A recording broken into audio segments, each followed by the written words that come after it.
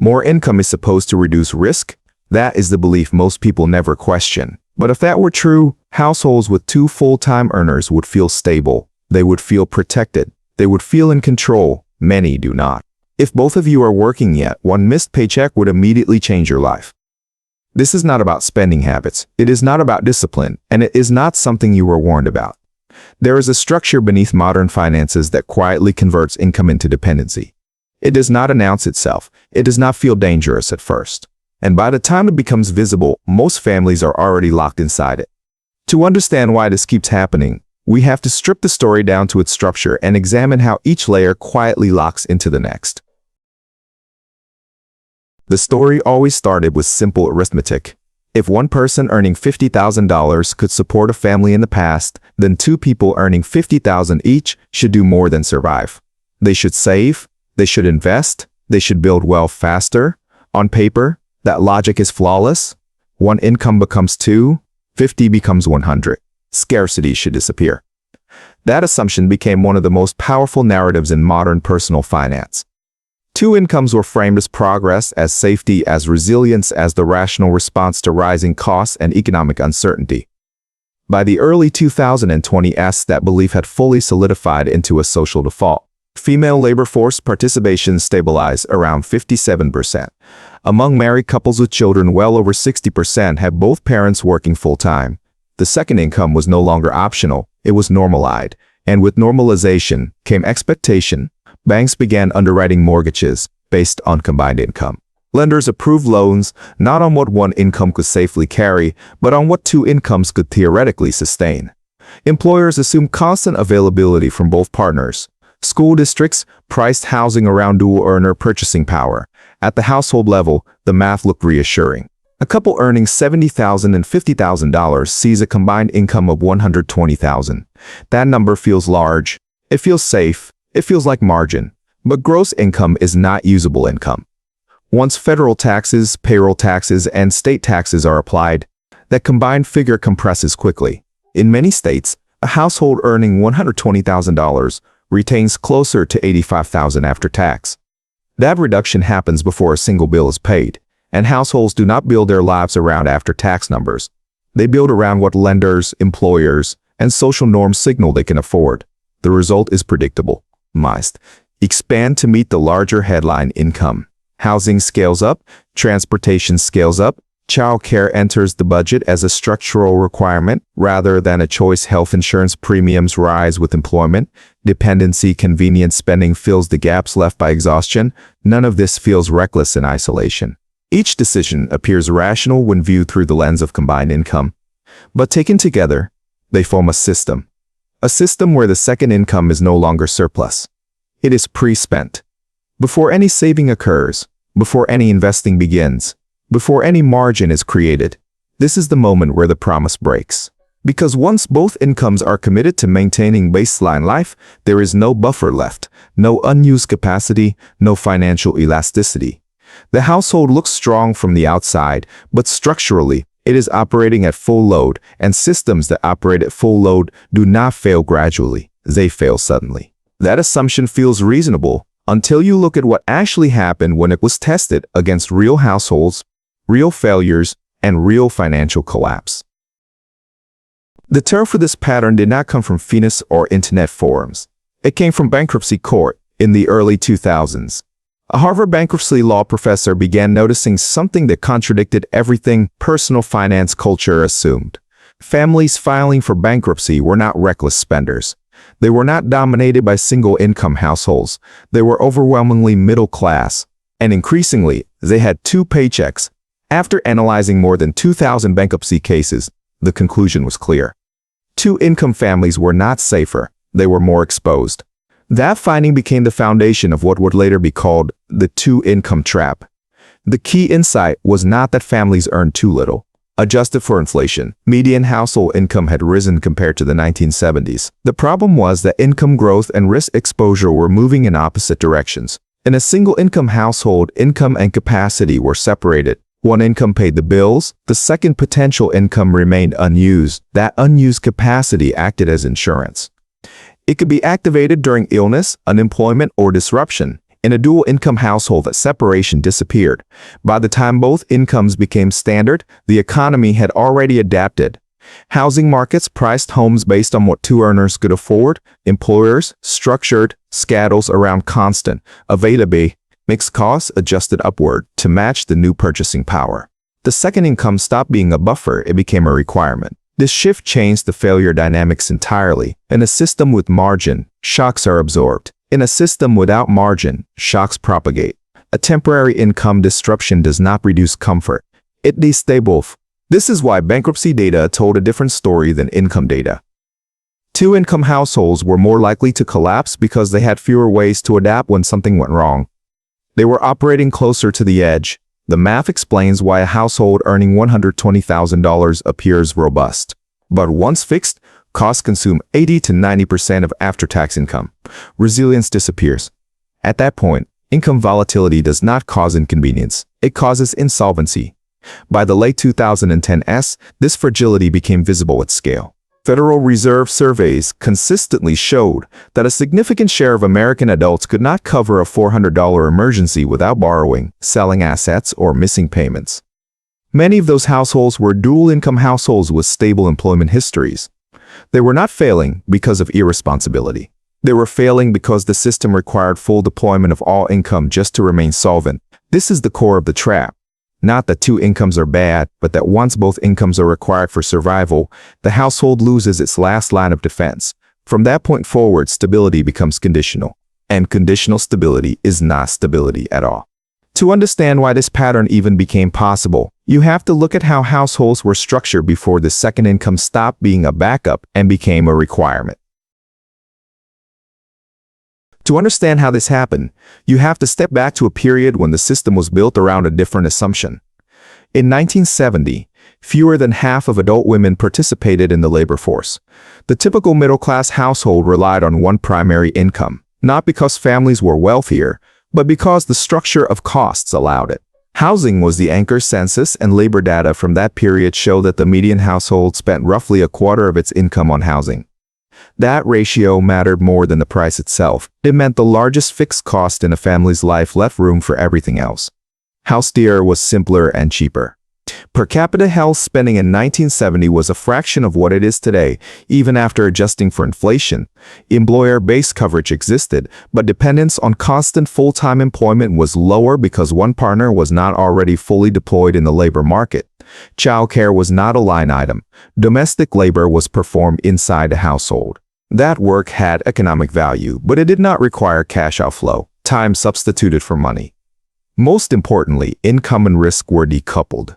The household operated on one income, but it possessed the latent capacity of a second. That capacity did not show up on a tax return. It did not inflate borrowing limits, but it existed as margin. If the primary earner lost their job, the second adult could enter the workforce. If illness struck, labor allocation could shift. If hours were cut, income could be supplemented. The system had elasticity. This mattered because shocks were not rare. Job loss, health issues, and economic downturns were as common then as they are now. The difference was how households absorbed them. A single-income household with low fixed costs could downshift temporarily. Spending could be reduced without immediate collapse. Mortgage payments were smaller relative to income. Transportation costs were lower. There were fewer cash-dependent services required to keep daily life functioning. The backup plan was not theoretical. That structure created resilience even without high income. The household did not need to predict every risk. It only needed enough unused capacity to respond when risk arrived. Contrast that with the modern dual-income household. The backup plan is already deployed. Both adults are working. Time has been converted into cash and then locked into fixed obligation. When disruption occurs, there is no remaining capacity to activate. The difference is not cultural, it is mathematical. When fixed costs are designed to be covered by one income, a second income increases safety. When fixed costs are designed to require two incomes, safety disappears. That is, the baseline the modern system abandoned. And everything that follows flows from that decision. Once that backup was activated by default, the system didn't stay the same. It recalibrated, rounded, and costs began to move accordingly. Once the second income became standard, costs did not merely rise. They reorganized by the early 2020s. The median US household earned roughly $74,000 a year, adjusted for inflation. That was meaningfully higher than in 1970. On the surface, income appeared to be keeping up, cost told a different story. Housing moved first. In inflation-adjusted terms, the median home price in 1970 was just over $200,000 in today's money. By 2023, the median home price pushed past $400,000. The ratio changed. Housing no longer consumed a quarter of income. In many metro areas, it demanded 35 to 40%, even before taxes. House DA followed in 1970. Per capita health spending was roughly $2,000 in today's dollars. By 2023, it exceeded $14,000 per person. For a family of 4, that is not an abstract statistic. It translates into premiums, deductibles, co-pays, and employer dependence that locks both adults into continuous full-time work. Then came childcare in the single-income era. Childcare costs were mostly internalized through time. In the dual-income era, they became cash expenses. By the early 2020s, average childcare costs exceeded $11,000 per child per year. In high-cost regions, that number routinely crossed $20,000. These were not discretionary upgrade, they were structural substitution. Time was replaced with money. Flexibility was replaced with obligation. College tuition more than tripled in real terms since 1980. Even families not actively paying tuition felt the pressure indirectly through savings expectations, housing premiums tied to school districts, and competitive signaling around opportunity. What matters is not that each category became more expensive in isolation. It is that they all became fixed. Housing payments are fixed. Fixed health insurance premiums are fixed. Transportation costs expand with commute requirements created by dual employment. These expenses do not scale down easily when income is disrupted. When you stack them together, the pattern becomes visible. The second income did not increase surplus. It increased commitment. Every additional dollar earned by the second worker allowed the household to qualify for larger obligations. And once those obligations were signed, they could not be unwound without severe consequences. This is why income growth did not translate into security. The system absorbed it by the time the paycheck arrived. It already belonged to the structure built around it. Not to savings, not to resilience, not to optionality. And because the absorption happened gradually, it rarely felt like a choice. Each decision was justified by the numbers available at the time. Combined income made it reasonable. Market norms made it expected. Only later did the household discover what had been traded away. Not comfort, but margin. Those shifts look abstract at the macro level, but their impact becomes unavoidable when you translate them into a single household's math. This is where the math stops. Being abstract, take a household with 2 earners. One makes $70,000, the other makes $50,000. On paper, the household earns $120,000 a year. Now isolate the second income, the $50,000. Because of progressive tax brackets, the income is not taxed as if it were the only income. It is taxed on top of the first $70,000. Federal income tax, payroll taxes, and state taxes combine to remove roughly 30 to 35%. Depending on location, that $50,000 becomes approximately $33,000 in take-home pay. If the household has 1 child, childcare enters immediately. National averages put full-time childcare between $12,000 and $15,000 per year. In many metro areas, it is higher. Subtract $14,000. The remaining amount is now $19,000. Next comes transportation. A second full-time job usually means a second commute. Fuel, maintenance, depreciation, insurance, and parking. Add up quickly. Conservative estimates place that cost between $6,000 and $8,000 per year. Use $7,000. The remaining amount drops to $12,000. Now, account for exhaustion. Costs 2 full-time working adults. Have less time for unpaid domestic labor. Care repairs and convenience spending increase. Studies consistently show higher service and food spending in dual-income households. Even modest increases here easily reach $6,000 to $8,000 annually. Use $7,000. The remaining amount is now $5,000. That is the net contribution of a $50,000 income, $5,000 per year, roughly $400 per month, and that is a generous scenario. Add a second child, higher child care costs, longer commutes, or higher state taxes, and the number approaches 0. In many cases, it turns negative. This is not an edge case. It is arithmetic. Someone is working full-time, losing time with family, absorbing stress, burning energy. and the household is retaining the equivalent of a few dollars per hour after all secondary costs are accounted for. Yet the household does not feel poor because the gross number is large. 120,000 looks substantial. It shapes expectations.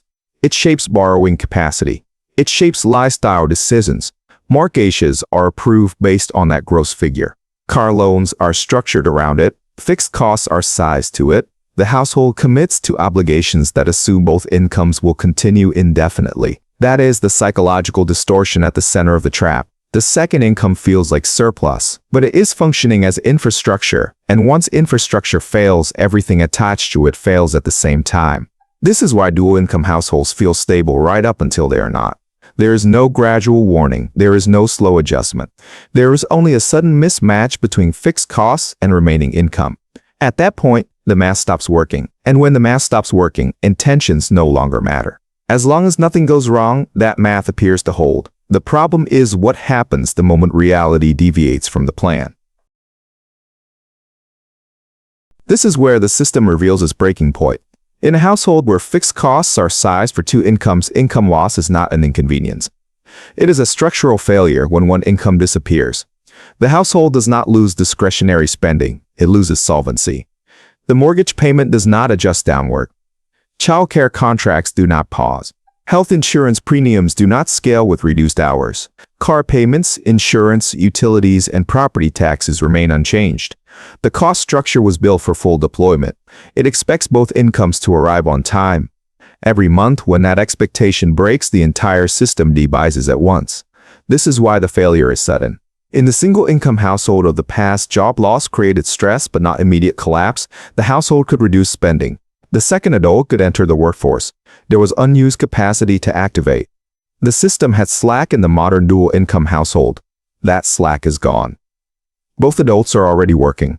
There is no reserve labor to deploy. There is no income buffer to activate. The only remaining adjustment mechanism is debt. This is where bankruptcy data becomes critical. When researchers examined why dual-income families were more likely to file for bankruptcy, they did not find evidence of higher consumption. They found higher fixed obligations. These households were not spending more on luxuries.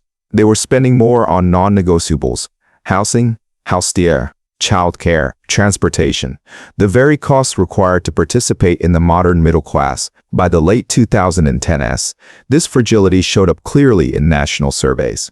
A significant share of us adults reported that they could not cover a $400 emergency without borrowing, selling something, or missing payments. This included many households with stable employment and dual incomes. That statistic matters because $400 is not a catastrophe. It is a car repair, a medical bill, a utility, something routine. When a household cannot absorb a routine shock, it is not resilient. It is operating at the limit. At that limit, every additional stressor compounds. Missed work due to illness leads to lost income. Lost income leads to missed payments. Missed payments trigger fees, penalties, and interest. What looks like a personal failure from the outside is, internally, a cascade. This is why dual-income households are not safer. They are brittle. They function efficiently under ideal conditions, but systems omit for efficiency without margin collapse under volatility. And volatility is not an anomaly. It is a certainty. What makes this dangerous is that it isn't isolated. The same forces that destabilize households also reinforce the system that created the risk. Once a system reaches this level of fragility, it does not merely trap individuals. It begins to reinforce itself. Housing is the clearest example when two-income households became the norm. Purchasing power doubled almost overnight. Not for better houses. For the same houses, the supply did not change. The number of bidders did. Families did not suddenly want larger homes. They wanted access. Access to safe neighborhoods, access to stable communities, access to schools that would not limit their children's future. Because public education in the United States is largely funded by property taxes, school quality became tied to housing pros. Good schools clustered in expensive zip codes.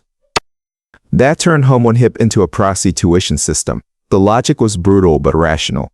If a household could use two incomes to outbid another family for a home in a strong school district, it would. Everyone did. And when everyone does, the price of admission rises. This is not speculation. It is what happens in any competitive market where purchasing power increases faster than supply. Prices adjust upward until the marginal buyer is fully stretched. Two incomes became the baseline requirement. At that point, opting out was no longer a neutral choice.